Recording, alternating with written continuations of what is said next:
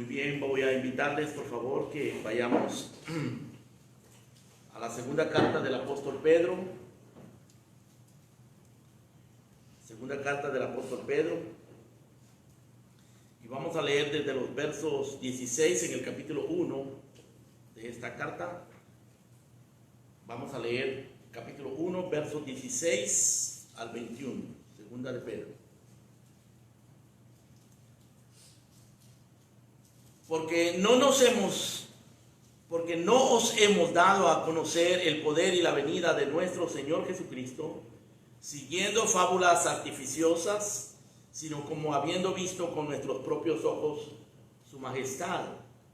Pues cuando Él recibió de Dios Padre honra y gloria, le fue enviada desde la magnífica gloria una voz que decía: este es mi Hijo amado en el cual tengo complacencia. Y nosotros oímos esta voz enviada del cielo cuando estábamos con Él en el Monte Santo. Tenemos también la palabra profética más segura, a la cual hacéis bien en estar atentos como a una antorcha que alumbra en lugar oscuro hasta que el día esclarezca y el lucero de la mañana salga en vuestros corazones.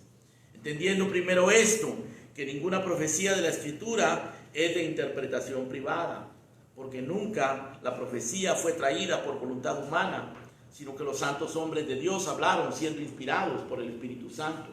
Capítulo 2. Pero hubo también falsos profetas entre el pueblo, como habrá entre vosotros falsos maestros que introducirán encubiertamente herejías destructoras, y aún negarán al Señor que los rescató, atrayendo sobre sí mismos destrucción repentina. Y muchos seguirán sus disoluciones, por causa de los cuales el camino de la verdad será blasfemado, y por avaricia harán mercadería de vosotros con palabras fingidas. Sobre los tales ya de largo tiempo la condenación no se tarda, y su perdición no se duerme. Noten ustedes en esta lectura que Pedro está haciendo un contraste entre los profetas inspirados del Espíritu Santo, entre los apóstoles que fueron testigos presenciales de la gloria de Cristo y de su transfiguración, y entre los falsos profetas.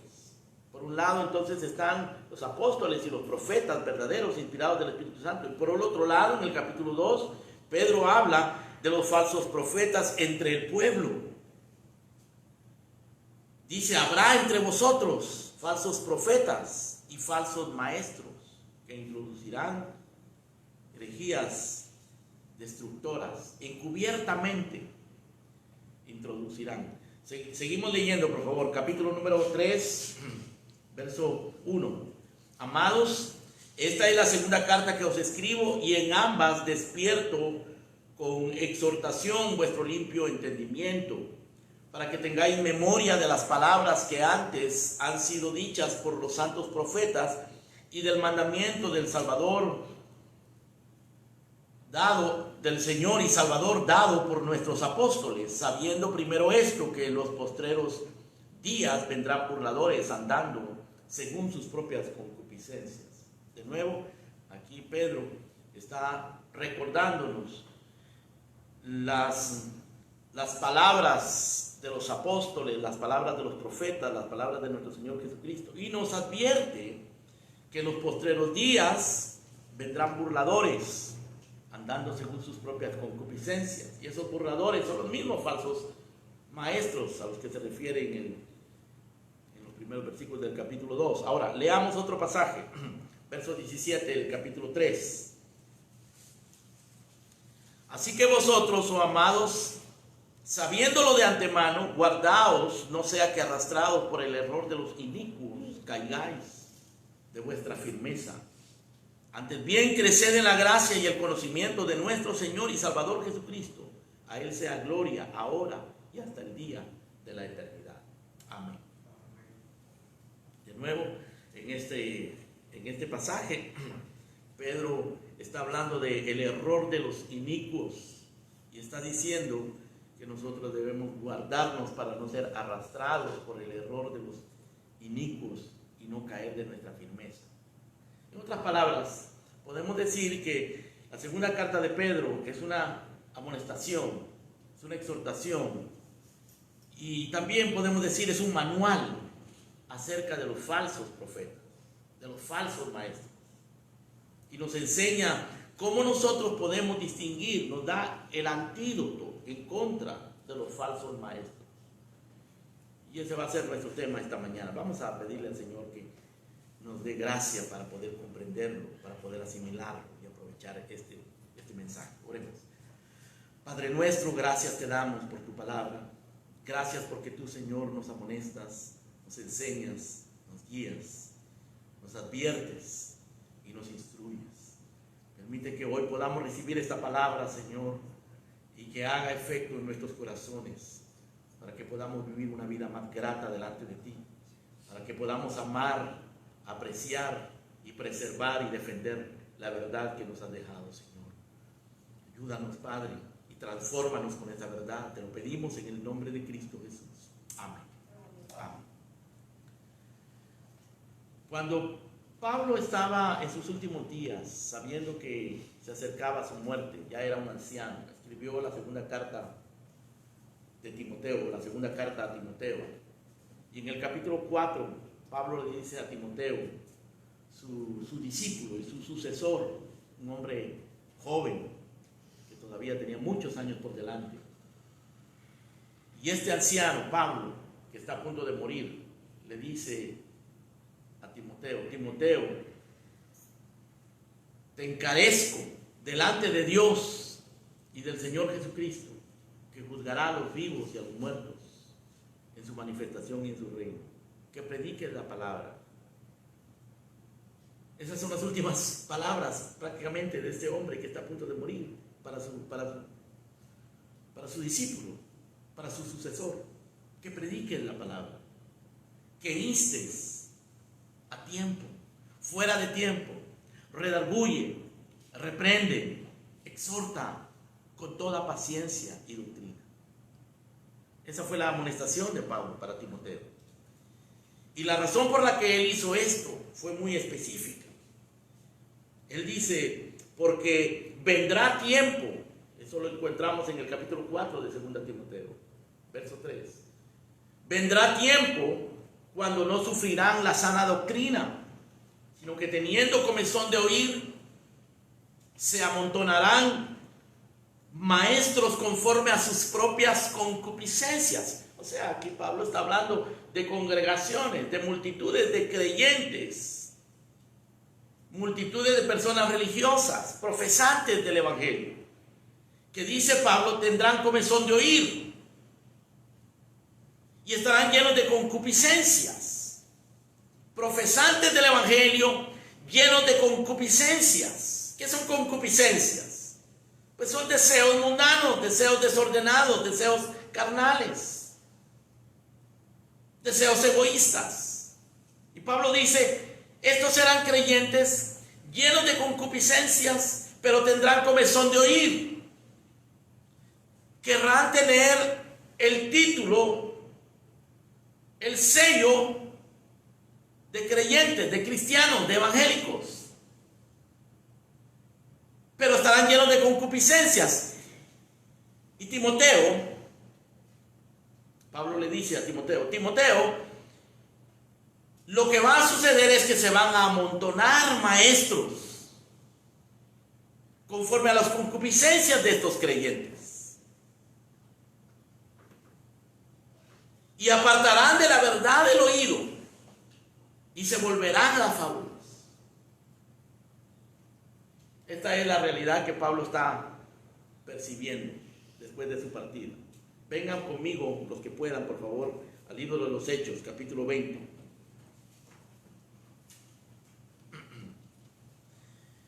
También aquí Pablo se está despidiendo de un grupo de pastores en Éfeso.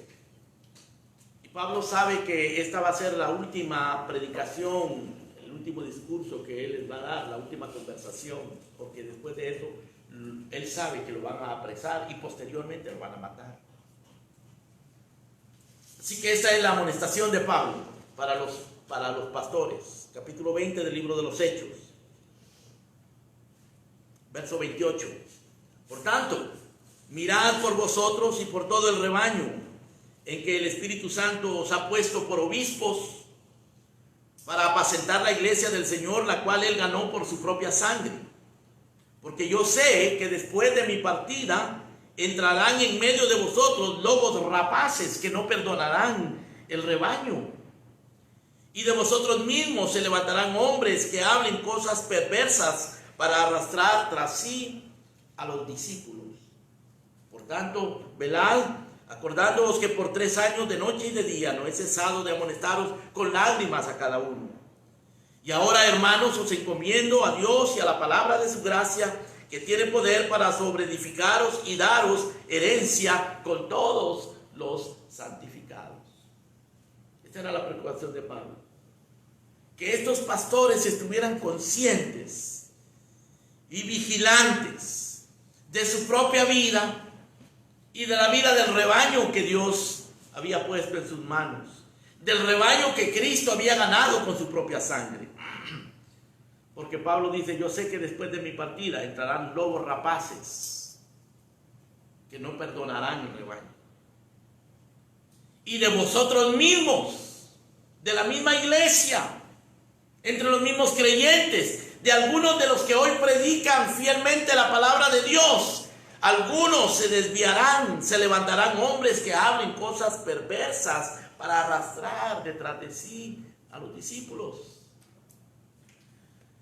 O sea, Pablo nos está advirtiendo que este es un peligro constante, que la iglesia está constantemente amenazada por esta realidad perversa, tenebrosa de los falsos maestros, de las falsas doctrinas. Regresando a nuestro pasaje en 2 de Pedro. Pedro, cuando escribe esta carta, también está a punto de morir.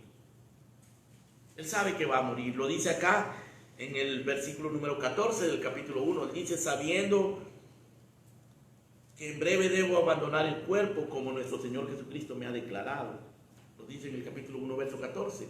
Pedro sabe que él está a punto de morir, que él ya no le queda mucho tiempo de vida.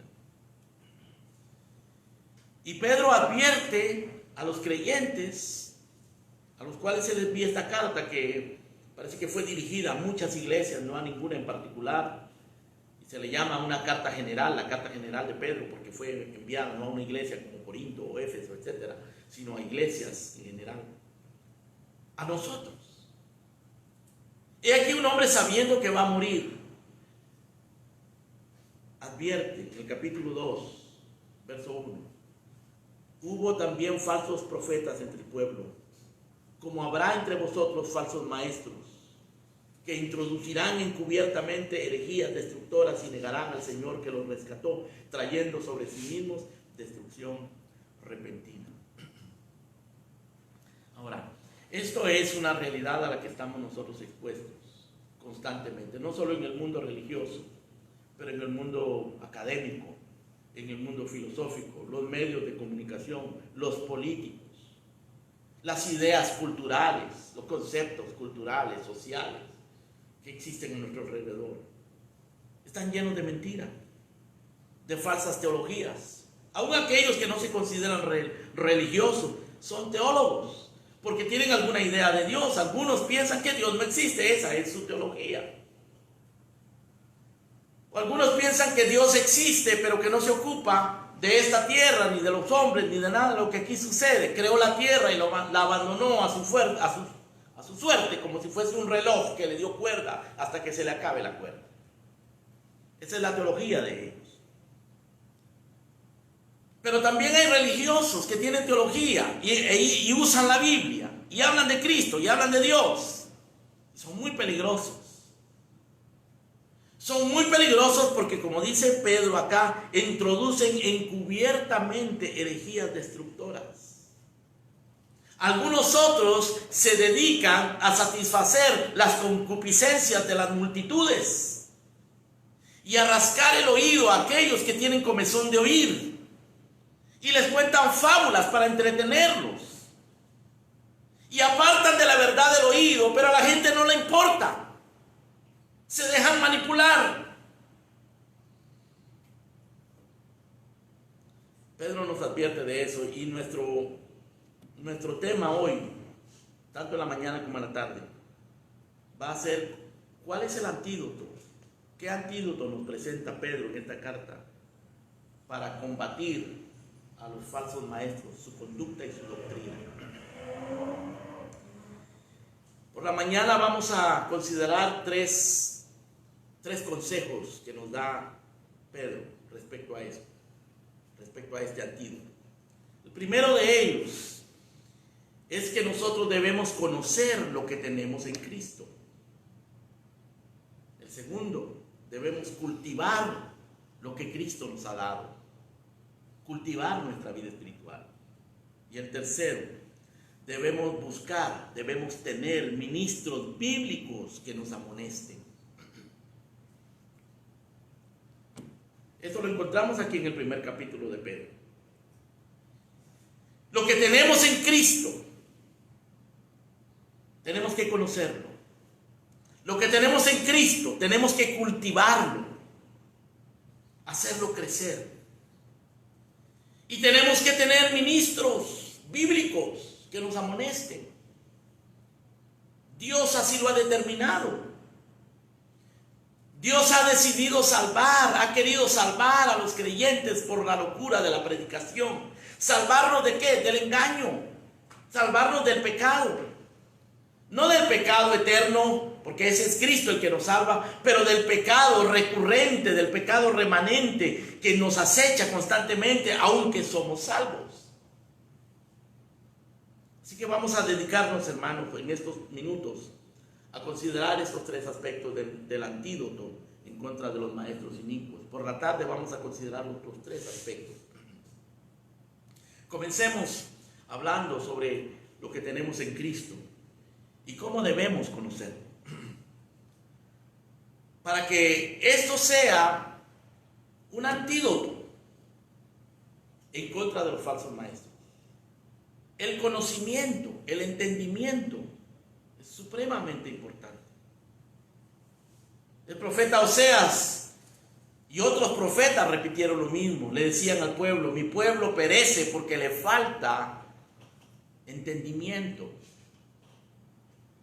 Y Pedro comienza esta carta en el versículo 3 diciendo: como todas las cosas que pertenecen a la vida y a la piedad nos han sido dadas por su divino poder, mediante el conocimiento de aquel que nos llamó por su gloria y excelencia, por medio de las cuales nos ha dado preciosas y grandísimas promesas, para que por ellas llegaseis a ser participantes de la naturaleza divina, habiendo huido de la corrupción que hay en el mundo a causa de la concupiscencia. Noten ustedes esa oración tan extensa. Básicamente se resume en que Pedro nos está diciendo: ustedes tienen que conocer lo que poseen, tienen que conocer lo que Dios les ha dado. ¿Y qué es lo que Dios les ha dado? Todas las cosas que pertenecen a la vida y a la piedad.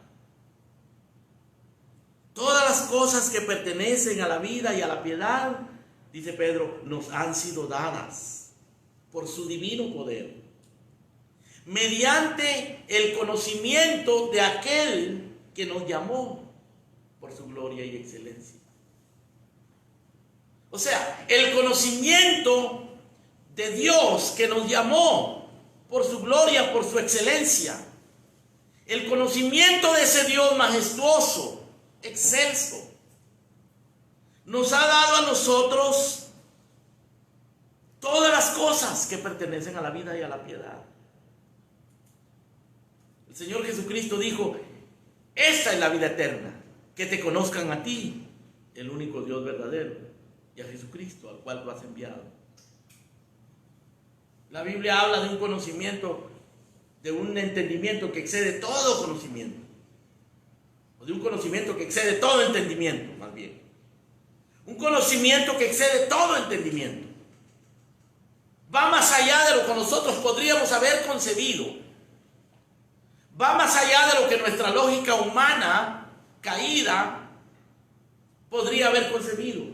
Porque está fundamentado en un pacto eterno y está fundamentado en la encarnación del Hijo de Dios y en la inocencia del Hijo de Dios y el sacrificio expiatorio del Hijo de Dios y su muerte por nuestros pecados y su resurrección. Eso es el plan redentor, las riquezas inescrutables de Cristo. Y conocer eso, dice Pedro, nos da todo lo que pertenece a la vida y a la piedad. Y llega a nosotros por el poder divino. Eso es algo sobrenatural. Eso no lo obtiene uno razonando, no lo tiene estudiando ni haciendo investigaciones. Es algo que Dios, de una manera sobrenatural, se lo da a los hombres. Es aquello que Cristo llamó el nuevo nacimiento. Lo que Cristo le dijo a Nicodemo: Nicodemo, te es necesario nacer otra vez. Aunque Nicodemo era un hombre muy educado, un hombre muy lógico, un hombre muy racional. Tenía un gran prestigio como teólogo y como académico. Pero el Señor Jesucristo le dice: Nicodemo, te es necesario nacer otra vez. El que no nace del agua del Espíritu no puede ver el reino de Dios. No puede entrar en él tampoco. El que nace de la carne, carne es. Solo va a ver lo carnal, va a razonar lo carnal, va a percibir lo carnal. El que nace del Espíritu, Espíritu es.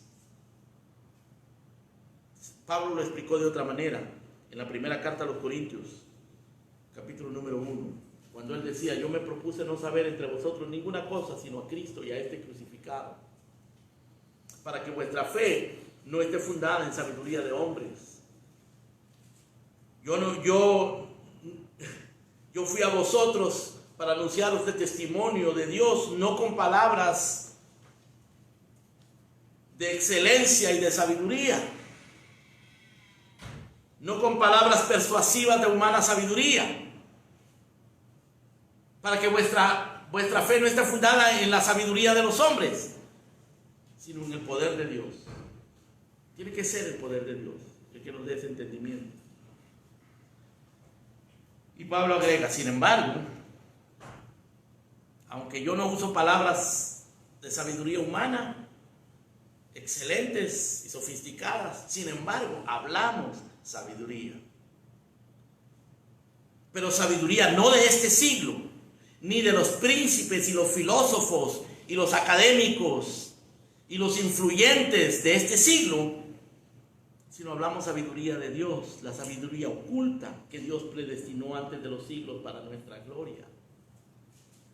La que ninguno de los príncipes de este siglo, dice Pablo, conoció, porque si la hubieran conocido, nunca habrían crucificado al Señor de gloria. Antes bien, cosa que ojo no vio, ni oído oyó, ni ha subido en corazón de hombre, son las que Dios ha preparado para los que le aman. Y Dios nos las reveló a nosotros por el Espíritu. O sea, Pablo está hablando de un entendimiento, de una sabiduría que viene de Dios y que se obtiene por la fe. Y cuando Pedro, en nuestro pasaje, en el capítulo 1 de segunda de Pedro, dice: como todas las cosas que pertenecen a la vida y a la piedad, nos han sido dadas por su divino poder, mediante el conocimiento de aquel que nos llamó por su gloria y excelencia. ¿Tienes tú ese conocimiento? ¿Has recibido ese llamado? ¿Conoces tú? ¿Entiendes esa sabiduría oculta? Oculta en Cristo, oculta en Dios, pero revelada en su palabra. No es que está oculta, no es que hay que volverse miembro de una secta misteriosa. No, es que hay que venir en fe, en arrepentimiento. Hay que venir en humildad delante de Dios y recibir esa sabiduría. Y Pedro dice: como todas las cosas que pertenecen a la vida y a la piedad nos han sido dadas por su divino poder, mediante el conocimiento de aquel que nos llamó por su gloria y excelencia, por medio de las cuales nos han sido dadas preciosas y grandísimas promesas, para que por ellas llegases a ser participantes de la naturaleza divina. Ahora, esto de participantes de la naturaleza divina es muy importante entenderlo, porque no quiere decir que Dios está queriendo convertir en dioses a los hombres. Lo que está queriendo decir es que los atributos comunicables de Dios, por ejemplo, su misericordia, su santidad, su pureza, su amor. Él nos los transmite y nosotros podemos obtenerlos. En ese sentido, nosotros somos participantes de la naturaleza divina, porque podemos manifestar en nuestra vida esos atributos comunicables. Y digo los atributos comunicables porque hay atributos incomunicables, es decir, hay atributos de Dios que los hombres no los pueden tener. Por ejemplo, la perfección absoluta, la santidad absoluta, la eternidad. No la poseemos nosotros. Tendremos vida eterna en el futuro, pero no la tuvimos en el pasado. Entonces Pedro dice, todas las cosas que pertenecen a la vida y a la piedad nos han sido dadas por su divino poder, mediante el conocimiento de aquel que nos llamó por su gloria y excelencia, por medio de las cuales nos han sido dadas preciosas y grandísimas promesas, para que por ellas llegases a ser participantes de la naturaleza divina, habiendo huido de la corrupción que hay en el mundo a causa de la concupiscencia. O sea, ese conocimiento nos libra de la concupiscencia, nos hace enemigos de la concupiscencia, nos hace guerreros en contra de la concupiscencia. Curiosamente, eso es lo que Pablo le dice a Timoteo. Esa es la razón por la que él debe predicar a tiempo y fuera de tiempo, porque vendrá tiempo cuando los creyentes, los religiosos, tendrán comezón de oír y estarán llenos de concupiscencia, y se amontonarán maestros para satisfacer la concupiscencia de los religiosos de su época. Una de las características de los falsos maestros es que son complacientes. Complacen a las multitudes, le dicen a la gente lo que quiere oír, como los políticos. Los políticos hacen eso, los artistas hacen eso, los medios de comunicación hacen eso, incluso los científicos, como se practica la ciencia hoy día, porque la ciencia lamentablemente hoy día está influenciada por la política y por intereses ideológicos. La ciencia de hoy día no es la ciencia pura, original, de aquellos hombres que hacían ciencia porque veían a Dios, veían la creación de Dios como algo constante. Y esa idea de que esta creación es constante, que la naturaleza es constante, las hacía investigar, sabiendo que podían experimentar y empíricamente podían descubrir los misterios de la ciencia. Hoy día la ciencia está manipulada por los científicos. Hay grandes científicos, algunos de los más famosos científicos están manipulados económicamente por intereses políticos. Por eso es que es tan popular ideas como el aborto o ideas como el matrimonio homosexual. Supuestamente la ciencia también apoya la ideología transgénero o la evolución. Tenemos que tener entendimiento, el entendimiento que procede de Dios. Y Pedro nos dice, habiendo huido de la corrupción que hay en el mundo a causa de la concupiscencia. Entonces, los maestros falsos, ya sean maestros religiosos, o maestros científicos, o maestros académicos, o maestros periodistas, o maestros políticos, complacen las concupiscencias de la gente.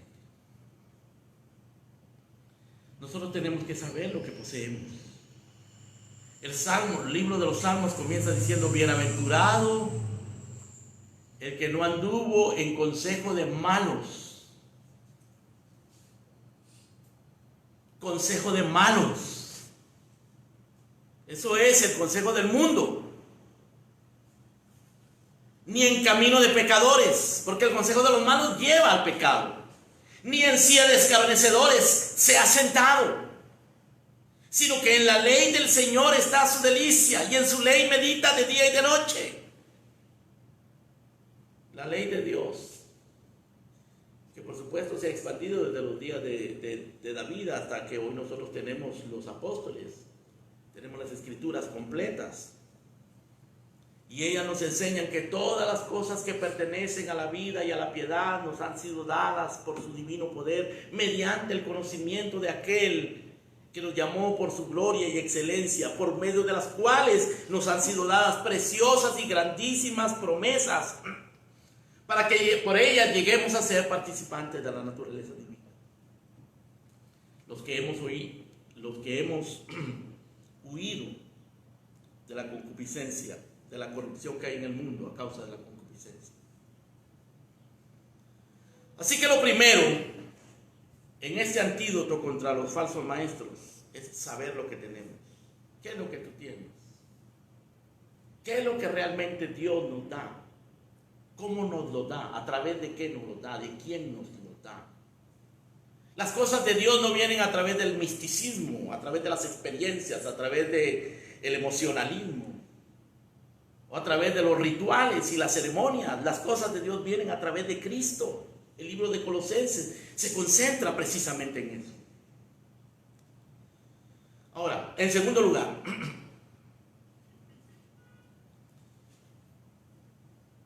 Pedro nos insta acá a cultivar nuestra vida espiritual, a cultivar lo que tenemos en Cristo.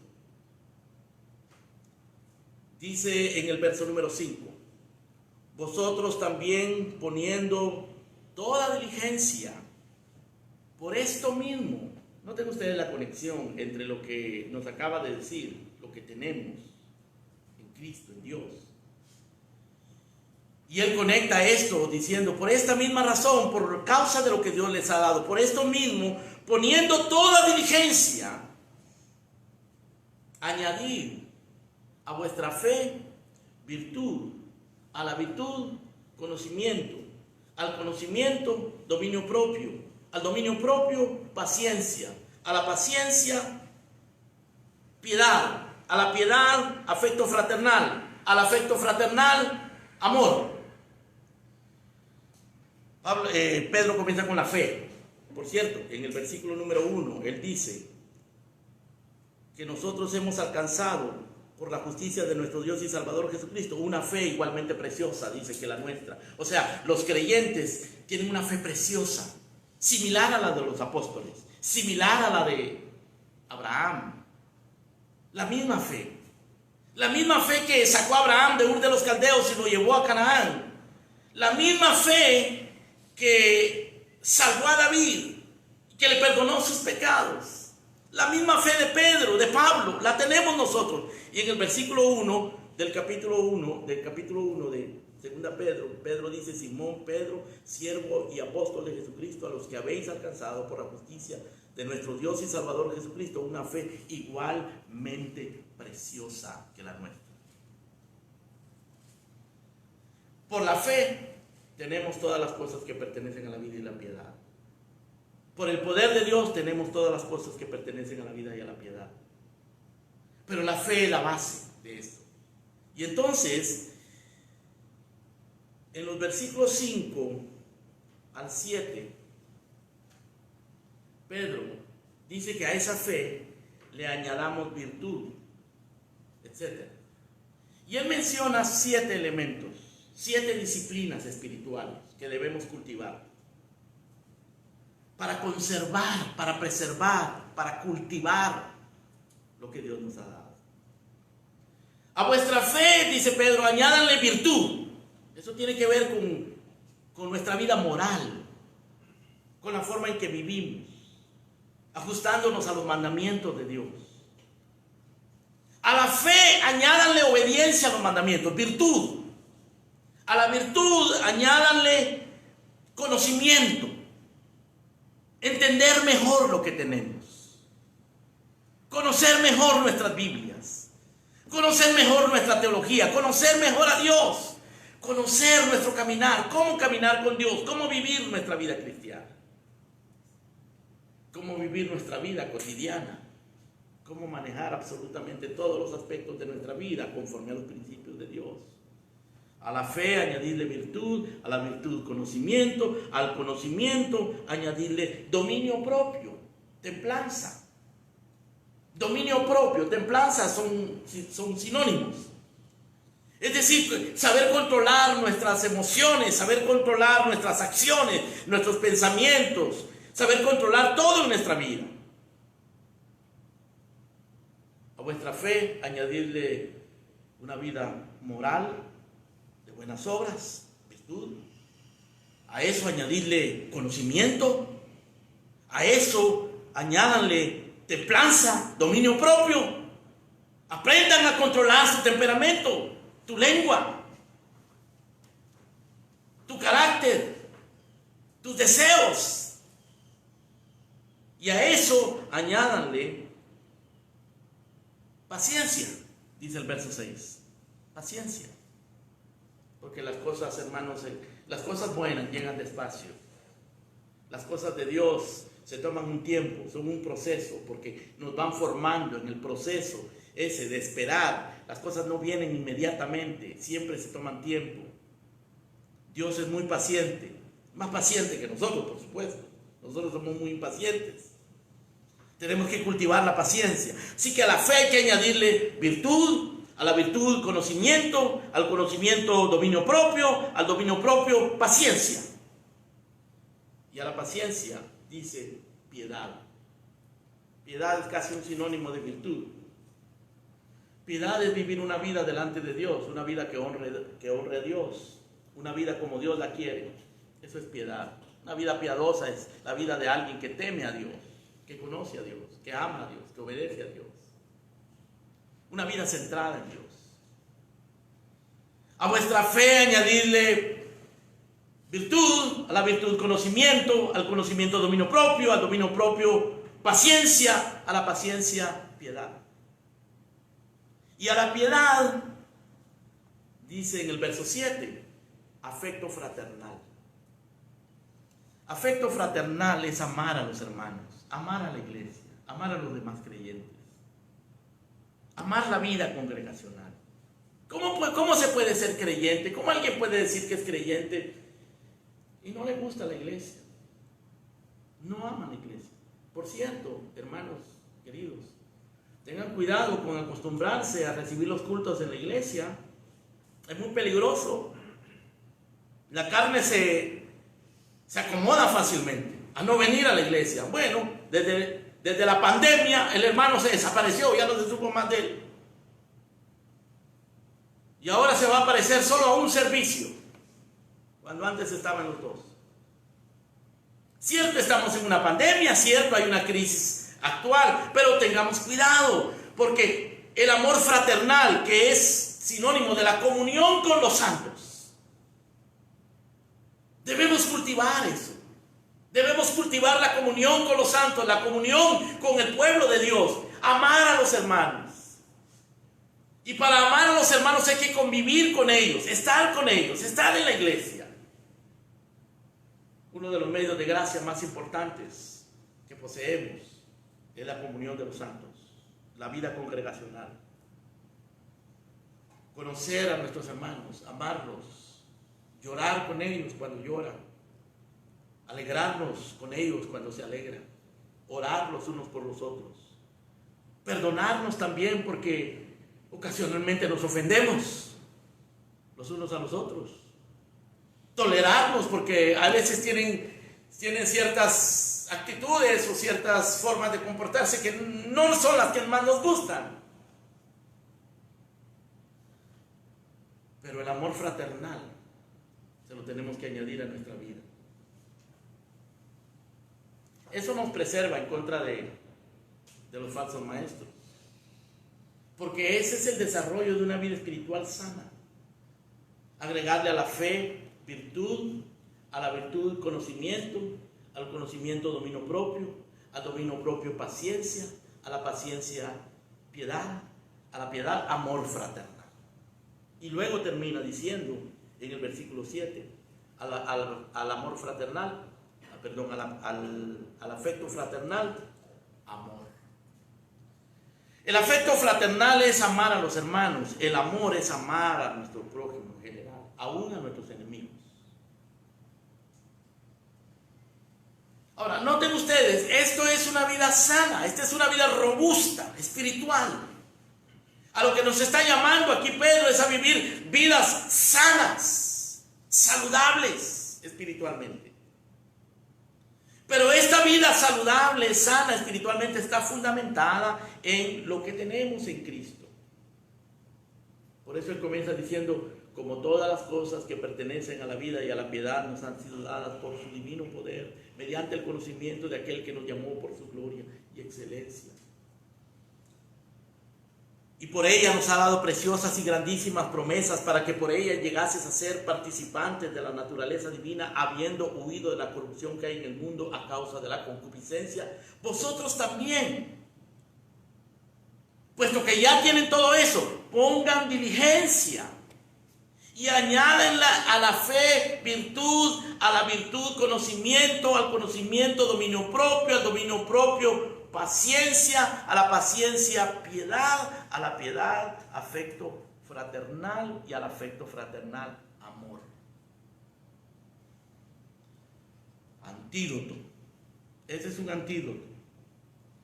Una de las razones que los creyentes son manipulados es por su ingenuidad y por su debilidad espiritual.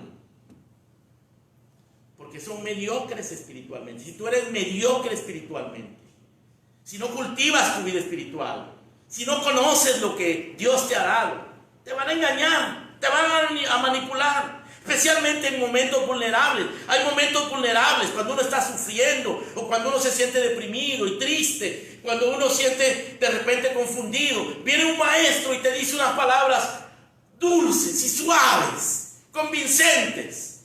Y te parece una cosa maravillosa y lo aceptas, aunque te esté poniendo veneno con las palabras dulces y suaves. Miren por ejemplo en el capítulo 2, verso 18, dice, hablando palabras infladas,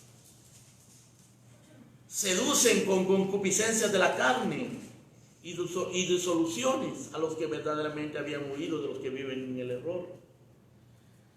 Hay hombres que hablan palabras infladas, palabras vanas, pero seducen, son seductivas esas palabras. Como aquellos seductores profesionales que andan por la calle conquistando mujeres y las conquistan, saben cómo hablarles, y las engañan, y las manipulan y las usan. Como aquellos ladrones que saben cómo engañar a la gente, que tienen carisma. Hay muchos predicadores con mucho carisma. Ten cuidado con los predicadores llenos de carisma, de personalidad, de elocuencia. El hecho de que un predicador te parezca fantástico porque dice las cosas bien y te anima y te hace sentir bien, eso no es garantía de que es un maestro verdadero de Dios. Y un antídoto contra eso es que tú sepas lo que tienes y que cultives una vida espiritual sana para que no tengas que depender de palabras persuasivas, manipuladoras de hombres engañadores. Por eso los creyentes se conforman, hermano, con cualquier cosa que les dan, cualquier palabra que les dan. Vengan por favor conmigo a Romanos capítulo 16.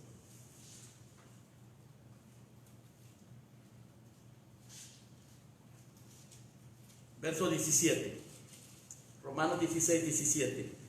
Mas os ruego, hermanos, que os fijéis en los que causan divisiones y tropiezos en contra de la doctrina que habéis aprendido y que os apartéis de ellos. Porque tales personas no sirven a nuestro Señor Jesucristo, sino a sus propios vientres. Y con suaves palabras y lisonjas engañan los corazones de los ingenuos. ¿Qué te parece? Con suaves palabras y lisonjas. ¿Qué quiere decir la palabra lisonja? Pues algo muy agradable, algo que te hace sentir bien, algo que te levanta el ánimo, algo que te levanta la autoestima. Lisonjas. Cuando te dicen que tú eres un vencedor, que todo lo puedes, que en Cristo todo lo puedes, vas a resolver todos tus problemas. Usualmente te piden dinero, te piden fidelidad o te piden algo a cambio. Pero lo que quieren es ganar tu alma, ganar tu afecto para que seas seguidor de esa doctrina o de ese hombre. pero no de Cristo. Dijo alguien, hermano, que el mejor líder que existía era Juan el Bautista, porque al final de su vida se quedó sin discípulos, todos se los envió a Cristo. Que Dios nos ayude a los predicadores, hermano, y a las iglesias a hacer así, que no consigamos seguidores, sino que consigamos discípulos para Cristo. Juan dijo, a mí me es necesario menguar y a Él crecer. Y para librarnos de los falsos maestros tienes que entender lo que tienes. ¿De quién depende? No depende del predicador, del pastor, ni de ningún hombre. Depende de Él. Y tienes que cultivarlo. Vengan a la segunda de Pedro. Dice, verso 8. Si estas cosas están en vosotros y abundan, no os dejarán estar ociosos ni sin fruto en cuanto al conocimiento de nuestro Señor Jesucristo. Pero el que no tiene estas cosas tiene la vista muy corta. O sea que hay creyentes con la vista muy corta. ¿Por qué? Porque no cultivan su vida espiritual. Su vida espiritual es mediocre. Un cristiano de domingo, y ahora con la pandemia se les puede agravar el problema. Tienen la vista muy corta.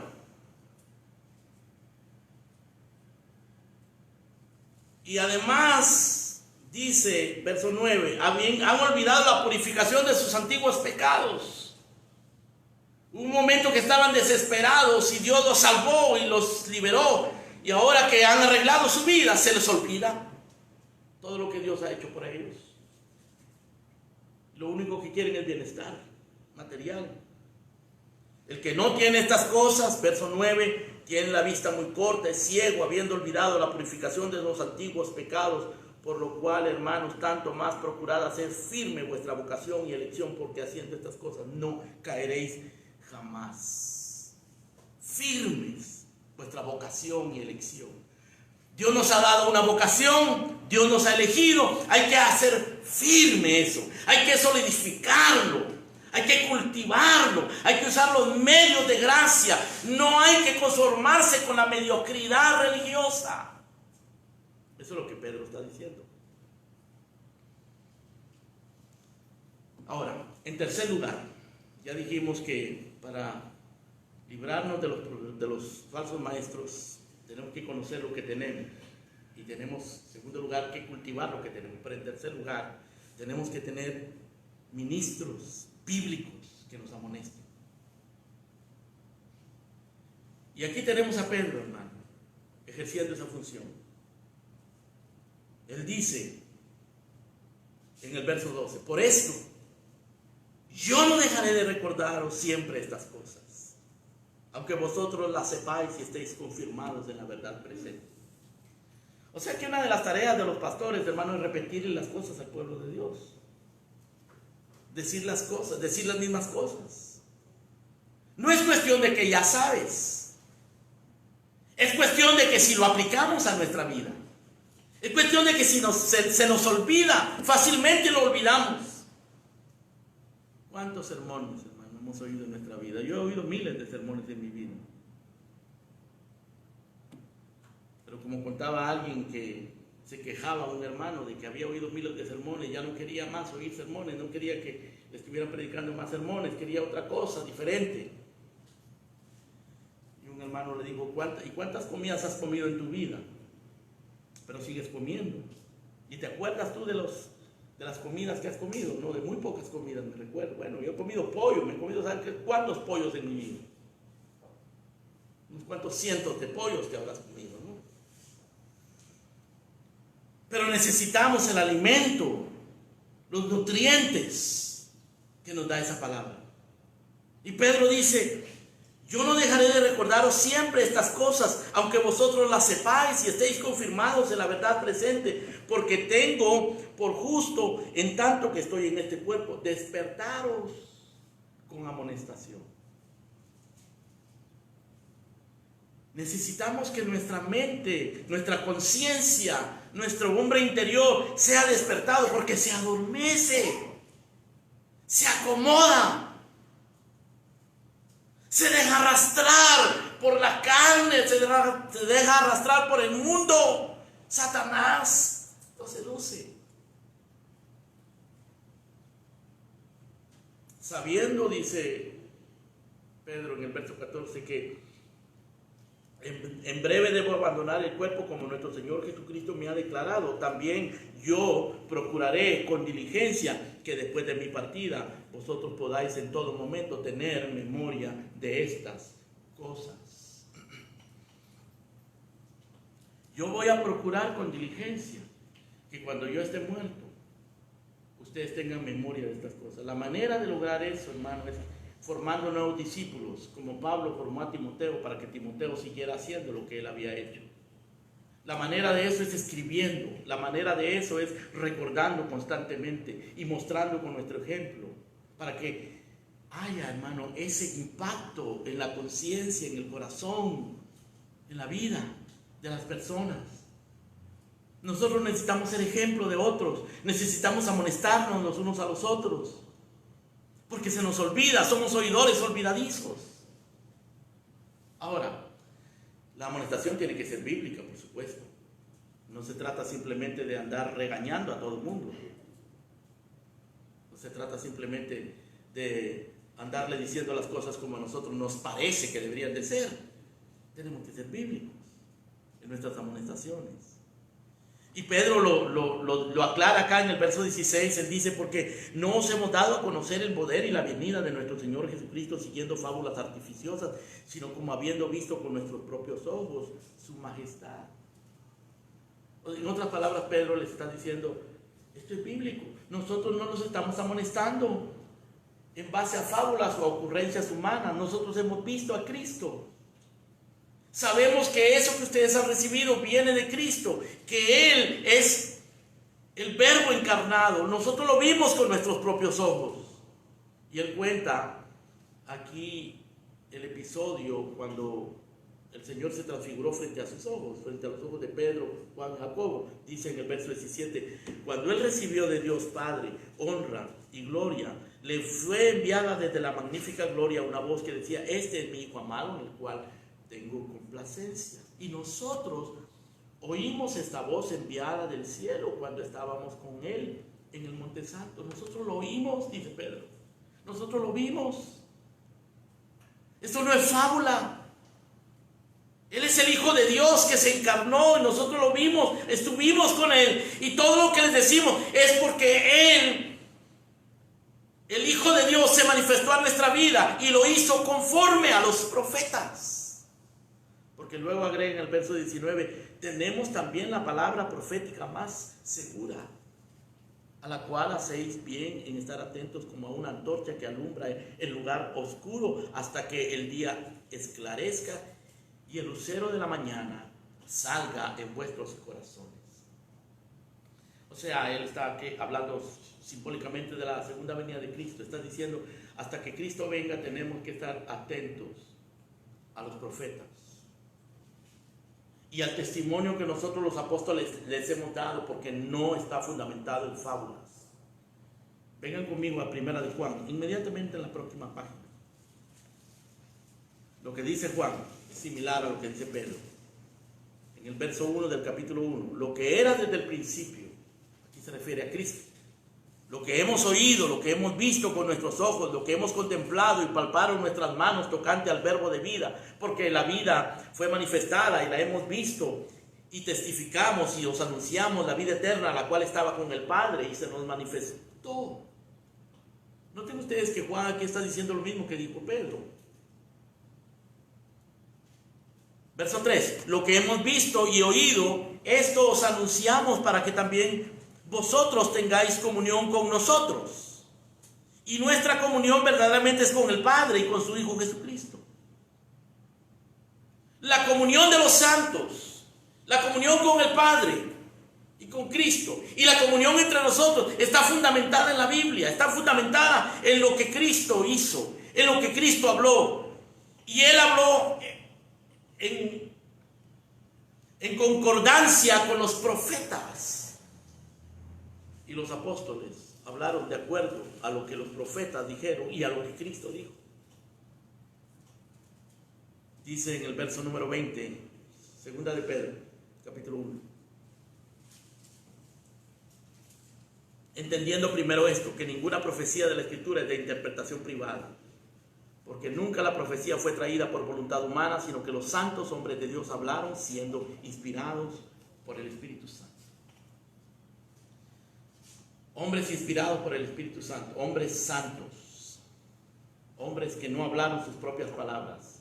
Y Pedro nos está amonestando de acuerdo a esas palabras inspiradas, de acuerdo a las palabras del Hijo de Dios, de acuerdo a la doctrina apostólica que está derivada de los profetas y de lo que Cristo enseñó. Aquí tenemos, hermano, a un ministro bíblico amonestándonos de una manera sincera, intensa, amonestándonos con diligencia para el bien de nuestras almas, para que nosotros recordemos lo que tenemos en Cristo, para que nosotros cultivemos lo que tenemos en Cristo. Y Dios en su misericordia, para que no se nos olvide esto, para que nosotros mantengamos esa vida espiritual vigorosa, nos envía ministros, pastores, predicadores, que nos amonestan. Hermanos, oren por sus pastores. La mies es mucha y los obreros son pocos. El Señor Jesucristo dijo: rogad al Señor de la mies que envíe obreros a la mies. Pablo, siempre que pedía oración principalmente, hermano, para que se le abriera la puerta de la palabra, para que él pudiera hablar la palabra con denuedo, para que pudiera anunciar el misterio de Cristo como debe de hablarlo, para que la palabra del Señor corra y sea glorificada. Y Pablo, cuando estaba a punto de morir, le dice a Timoteo, predica la palabra, instar es insistir, a tiempo, fuera de tiempo, con pandemia o sin pandemia, con persecución o sin persecución, te oigan o no te oigan, haya muchos o haya pocos.